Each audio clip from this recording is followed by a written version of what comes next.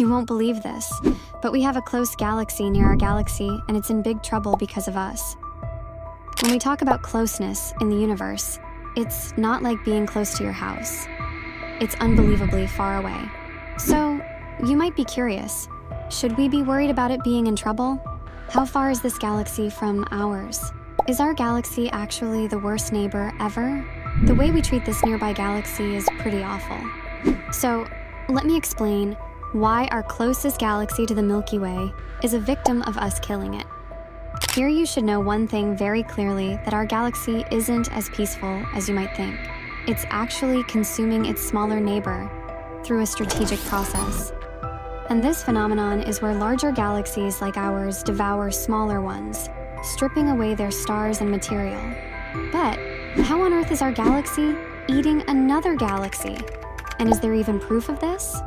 Well, in the name of galaxies, I know you're probably only familiar with the Milky Way since it holds our beloved Earth and Moon.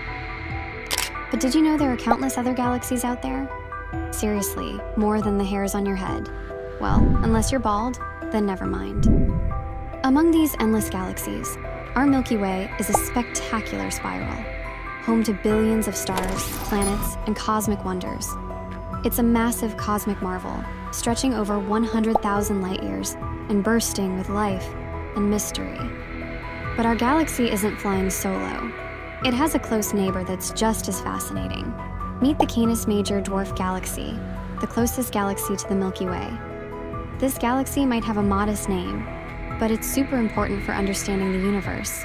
Located about 25,000 light years away, it's hanging out in the constellation Canis Major, also known as the Greater Dog. Even though it's so close, it was hidden for a long time, camouflaged by the thick dust clouds of our own Milky Way.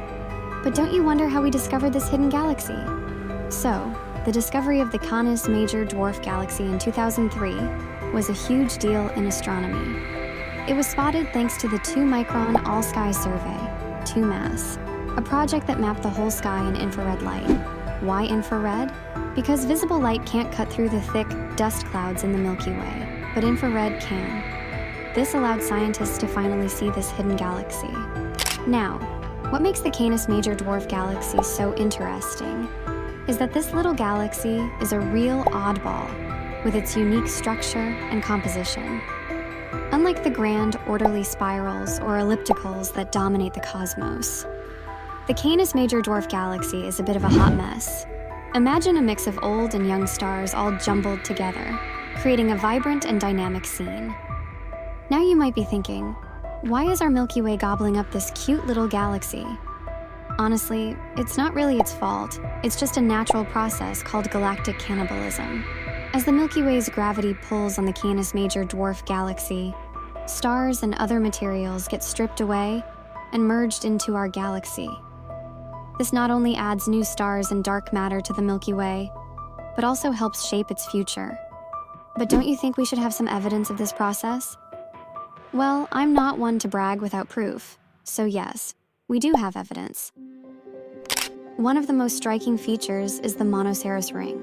Discovered in 2002, the Monoceros ring is a giant ring made of stars that have been ripped from the Canis Major dwarf galaxy by the Milky Way's gravitational forces. It's like a cosmic hula hoop on steroids, wrapping around our galaxy at least 3 times and stretching across the sky for about 200,000 light years.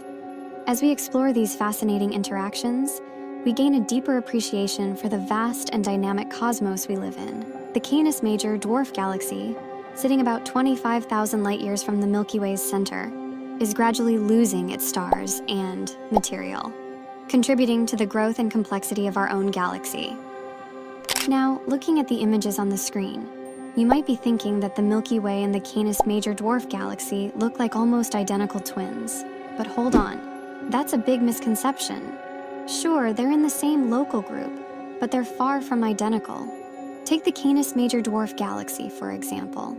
This little guy is a real oddball in our galaxy family, with its unique structure and composition. As I have told you, Canis Major dwarf galaxy is a bit of a hot mess, not having a specific pattern like spirals or ellipticals. This galaxy doesn't have the neat, well-defined shape of larger galaxies. Instead, it's all irregular and chaotic, a clear sign of the wild interactions it's been through, especially its ongoing merger with the Milky Way. Imagine a mix of old and young stars all jumbled together, creating a vibrant and dynamic scene.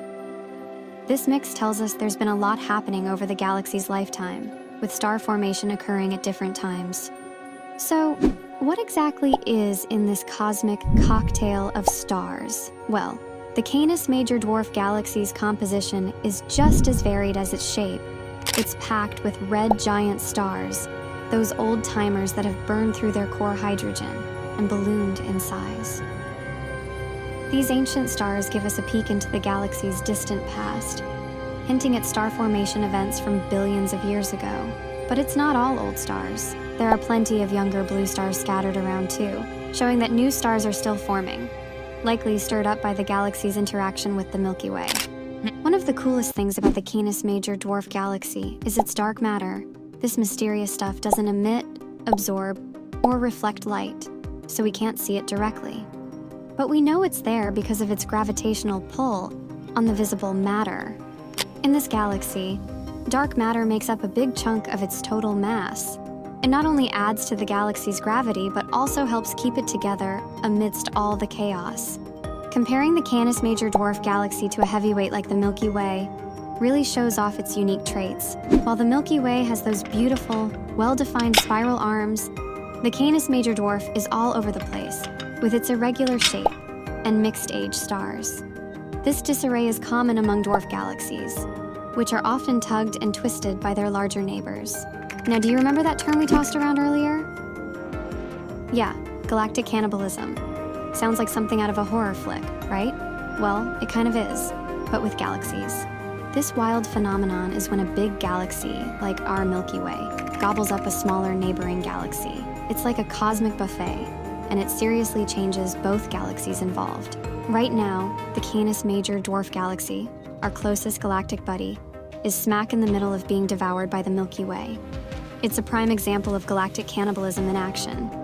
But how does all of this work? So the big galaxy's gravity, in this case the Milky Way, starts pulling in the stars and material from the smaller galaxy. The Milky Way's massive gravitational pull is slowly drawing the Canis Major Dwarf Galaxy into itself. This isn't a quick snack. This galactic munching started millions of years ago and is still happening today, reshaping both galaxies as it goes. Gravity is the big boss here. The Milky Way's gravity is way stronger than that of the little Canis Major Dwarf Galaxy. As the dwarf galaxy orbits around, the Milky Way's gravity stretches and distorts it, creating what we call tidal forces. Over time, these forces stretch the dwarf galaxy so much that it starts forming tidal streams, long wispy trails of stars, and materials that get pulled along like cosmic breadcrumbs. These tidal streams are pretty spectacular to look at. They're like faint, glowing trails stretching across the sky, marking the path of the Canis Major Dwarf Galaxy as it gets torn apart. Telescopes like the ones in the Sloan Digital Sky Survey have captured these trails, giving us a beautiful yet eerie glimpse of galactic cannibalism at work. These streams aren't just eye candy. They tell us a lot about how this merging process works. And don't tell me you're already worrying about Canis becoming a part of us anytime soon. Were you? Well, in reality, the whole merging process is a slow dance that takes billions of years. The Canis Major Dwarf Galaxy, sitting about 25,000 light-years from the Milky Way's center, is gradually losing its stars and material. As this happens, the material gets pulled into the Milky Way, making our galaxy bigger and more complex. In the end, the Canis Major Dwarf Galaxy will completely merge with the Milky Way. It will lose all its stars and material to its bigger neighbor, becoming part of the Milky Way. But even when it's fully consumed, pieces of it will stick around in the form of those tidal streams and clusters of stars. Some of these star clusters, known as globular clusters, are tightly packed groups of stars that survive the merging process. They'll spread out and mix into the Milky Way, adding to its rich star population. One such cluster, NGC 1851, is believed to have come from the Canis Major Dwarf Galaxy. When it comes to the universe, Our neighbors are definitely not just next door, and who knows? One day our Milky Way might just gobble up the Canis Major dwarf galaxy because, let's face it, not every neighbor is friendly.